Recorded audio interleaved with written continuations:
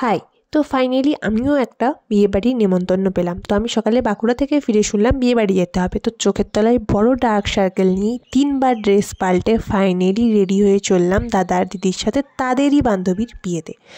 যদিও তারা আমাকে ডাকেনি, বিনা নেমন্তন্নেই চললাম বিয়েবাড়ি অ্যাটেন্ড করতে। এসে দেখি আরে এ তো এলাহি বিয়েবাড়ি, আর চারিদিকে খালি কোরিয়ানস। না মানে দিদি নেপালি মেবি। আর আমার অনেক দিনের ইচ্ছে ছিল এই ধরনের বিয়েবাড়ি অ্যাটেন্ড করার। এই যে নাম দেখেই বুঝতে পারছো। আর এত সুন্দরভাবে চারিদিকে সাজানো ছিল, আর কি বলি, ভাবছিলাম আমার দিদিটা যে কবে বিয়ে করবে। যাই হোক, তারপর ঢুকে গেলাম বিয়েবাড়িতে।